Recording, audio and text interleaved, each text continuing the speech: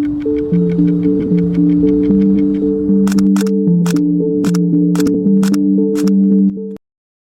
semua, saya Muhammad Akmal Ashmi bin Muhammad Khalid.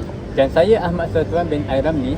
Hari ini kami nak bincangkan satu isu yang sangat penting, Iaitu krisis air bersih akibat pencemaran sungai.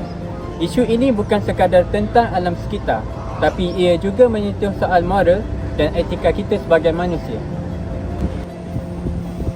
apa yang sedang berlaku.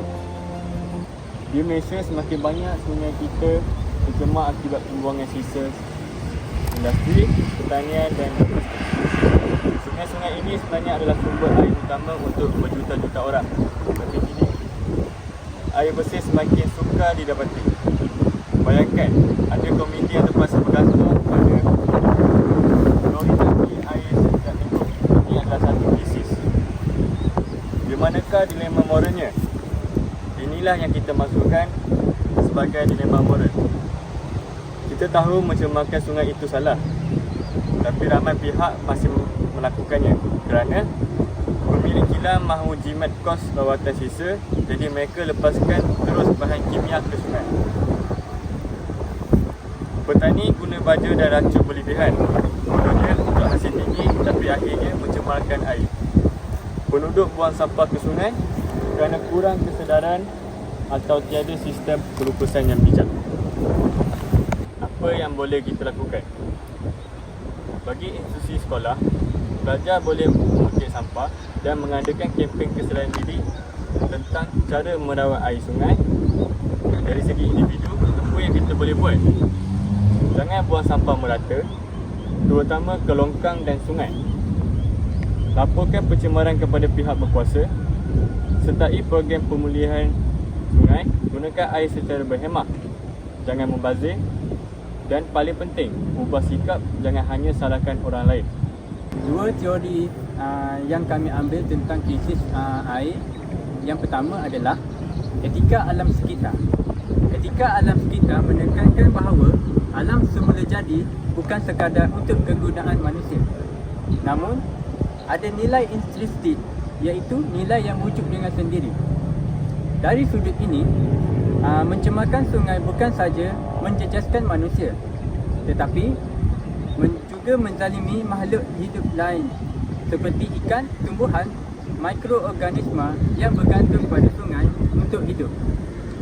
Sungai bukan milik mana-mana individu, tapi satu ekosistem yang perlu kita pelihara bersama. Etika ini mengajak kita berfikir, adakah tindakan kita menghormati keseimbangan alam atau merosakkannya semata-mata untuk kepentingan jangka pendek. Dalam erti kata lain, menjaga sungai adalah tanggungjawab moral terhadap seluruh alam, bukan hanya untuk keselesaan manusia. Bagi teori yang kedua pula adalah deontologi. Deontologi bermaksud menilai tindakan berdasarkan kewajipan moral, bukan akibatnya. Apa yang betul, tetap betul, walaupun mungkin tidak memberi keuntungan atau kemudahan. Dari sudut ini, perbuatan mencemarkan sungai adalah salah kerana ia melanggar prinsip moral sejagat seperti kejujuran, tanggungjawab dan hormat kepada hak orang lain untuk mendapat air yang bersih. Kilang atau individu yang tahu mencemarkan sungai adalah salah, tetapi tetap melakukannya demi keuntungan, sebenarnya melanggar kewajipan moral terhadap masyarakat. Menurut Kant, kita harus bertindak seolah-olah tindakan kita boleh dijadikan undang-undang sejagat. Jadi, bayangkan, jika semua orang mencemarkan sungai, apa yang akan jadi? Maka, dari perspektif deontologi, tindakan mencemarkan sungai bukan saja tidak etikal, malah menafikan hak orang lain secara tidak adil. Yang kedua, saya belajar bahawa etika dan tindakan mesti berjalan dengan seiring. Kita tak boleh hanya tahu sesuatu itu salah, tapi tetap berdiam diri atau terus melakukannya. Apa yang betul perlu diperjuangkan walaupun kecil, seperti tidak membuang sampah ke longkang, menjimatkan air di rumah atau menyertai aktiviti pemeliharaan. Secara peribadi, isu ini membuatkan saya lebih peka dan insaf. Ia membuka mata saya bahawa tanggungjawab terhadap alam sekitar bukan sahaja hanya tugas kerajaan atau activities, tapi tanggungjawab peribadi setiap orang, termasuk saya sendiri. Kalau kita mahu masa depan yang lebih baik, kita mulakan perubahan kita sekarang dari dalam diri kita. Apakah kaitan krisis air dengan SDG 13? Kaitannya adalah tindakan terhadap perubahan iklim.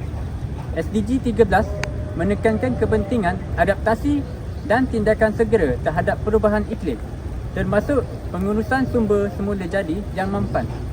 Sungai yang tercemar mempercepat kesan iklim seperti banjir kilat kerana sistem saliran yang tersumbat, kekurangan air ketika musim kemarau, peningkatan suhu tempatan akibat ekosistem air yang rosak. Menurut data dari KASA, Kementerian Alam Sekitar dan Air, hampir 60% sungai di Malaysia dalam kategori tercemar ringan hingga serius, dan ini jelas bercanggah dengan semangat SDG 13 dan SDG 6, akses air bersih. Sekian, terima kasih. Saya berharap selepas anda menonton video ini, anda juga akan rasa benda yang sama. Kita menjaga sungai, kita jaga kehidupan. Kita semua ada tanggungjawab moral untuk melindungi sungai dan air yang bersih.